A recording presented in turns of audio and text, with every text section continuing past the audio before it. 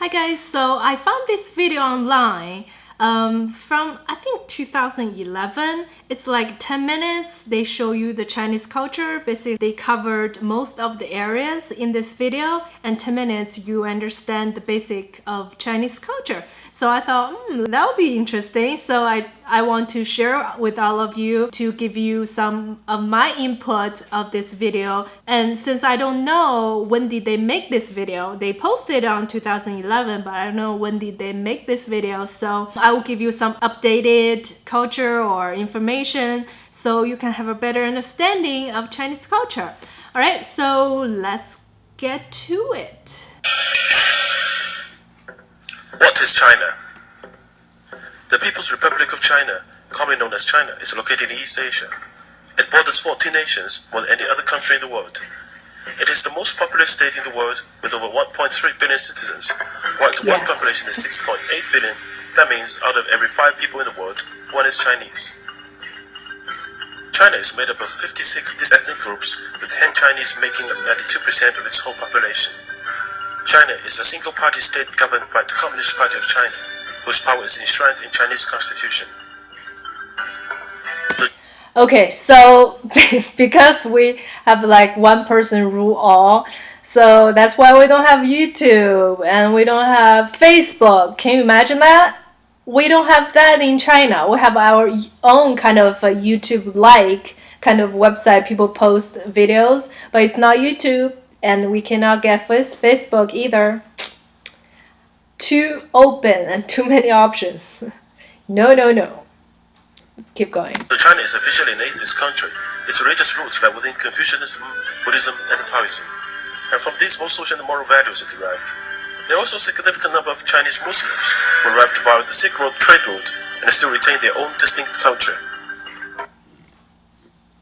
History.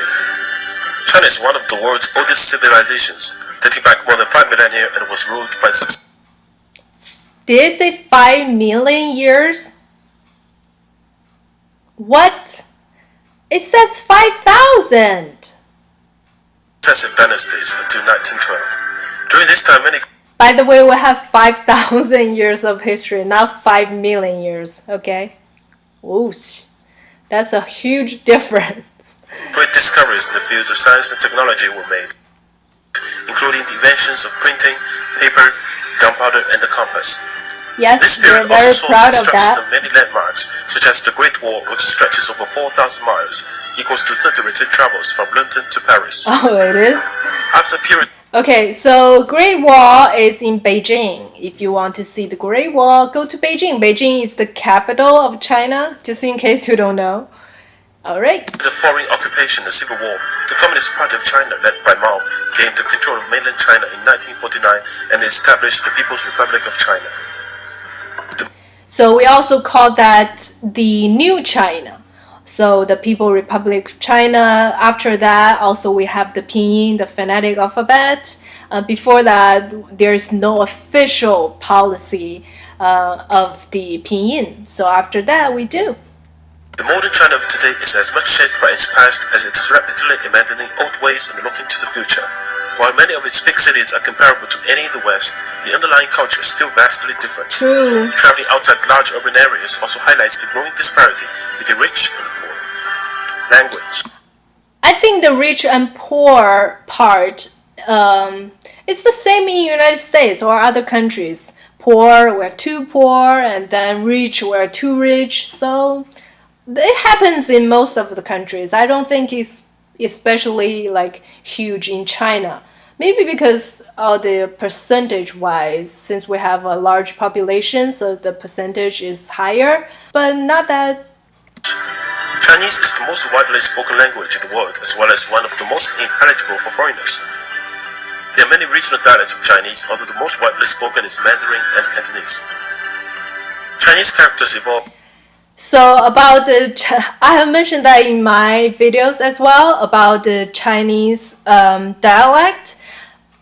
Learn Chinese is not hard, but to understand what other people were saying, that's the hard part. So when you learn to standardize. You don't really learn every single dialect, right? So you learn to standardize the Chinese, what we call Mandarin. But when you hear other people speak, they speak different type of dialogues, which I don't even understand. So the hard part is to understand. To learn it is still not easy, but the hard part is to understand. Over time from earlier forms of hieroglyphs. Chinese contains over 40,000 characters, but a well-educated person can recognize around 6,000 characters. Yes. Some 3,000 are required to read a newspaper. Chinese calendar. Chinese zodiac scheme that relates each year to an animal. This is the year of rabbit. Oh, this is the year of rabbit. 2016 is the year of monkey. So I'm born of the year of pig. So I'm a pig. Chinese New Year is the most important of the traditional Chinese holidays. Windows and doors will be decorated with red colored paper cuts, and the couplets with popular themes of happiness, wealth, and longevity. For this New Year thing, we don't really do that nowadays, but sometimes in the village they still do that. But in the city, I don't think people are doing that. Maybe just on the side of the door where there are characters, but with all these pictures, not that much. Not that much nowadays. On the eve of Chinese New Year, supper is a feast with families. Yes, the family this will is still empty night with going. firecrackers. Early Yes. the next morning, children will meet their parents by wishing them a healthy and happy New Year. They receive money in red paper envelopes. Yes, we receive money. Only the people who are underage or not adult will receive money. Like me, if I am earning money, then I won't be able to receive any money. Probably I need to give to other children money, which sucks to be adult. Chinese people love red color, which symbolizes prosperity and good luck. The period around Chinese New Year is also the time of the largest human migration, when between 150 and 200 million migrant workers in China bring home their earnings and go to have reunion dinner with their families on Chinese New Year's Eve. Yes, that's a huge thing during Chinese New Year. The airport and the train station both will be explode because so many people try to get home. And bigger cities like Beijing or Shanghai, which there are a lot of people who are not from there, so they have to go back to their own hometown to celebrate New Year's. So the bigger cities will be kind of empty compared to normal. So the people from Beijing or Shanghai will be like, oh, finally we got our cities back. That's so mean to say. So mean. Youth. Most married couples in China are subject to the one-child policy, which was introduced in 1979 to curb massive population He growth. says most. Yeah, sometimes if you want to have more children before, when they have the one-child policy, you will do it secretly, or you go to like a village, try to raise the child secretly to be able to raise the second child. But now it's different. Now we can have a second child. The policy has changed. It is believed to have prevented more than 300 million births since then. Another consequence of the policy has been the emergence of so-called little emperors. A generation of self-centered consumers has developed. Or little princess. If you're a girl, then that's a little princess. While Chinese education system has rapidly developed, there remains a heavy emphasis on passing exams.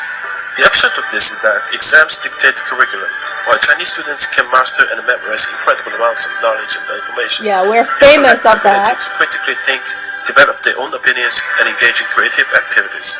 That I admit. Yeah, we do have a lack of ability to critical thinking. This is very true.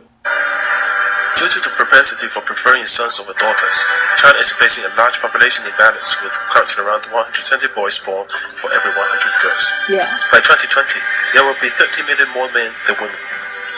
Economy. Since economic opening up and reform policy began in 1978, China's economy has grown 90 times bigger and is the fastest growing major economy in the world. China's annual average GDP growth is predicted to be 9.5% for the period of 2011 to 2015. It is the world's largest exporter and the second largest importer of goods. It is also now the world's second biggest consumer of luxury goods. Yeah. It now has the world's second largest GDP at about $6 trillion, 40% of the United States. Although its per capita income of $4,300 is still low and puts China behind roughly 100 countries, China's growth has been uneven when comparing different geographic regions and the rural and urban areas. Development has also been mainly concentrated in the eastern coastal regions, while the remainder of the country are left behind. In the past decade, yeah, those are very true too. Okay, this is almost 5 minutes, so I've been recorded for almost 10 minutes. I don't want the video to be too long, so probably I will do the other half for my next video. So if you want to hear my thoughts, then just stay tuned or subscribe. I will see you guys in my next video. Bye!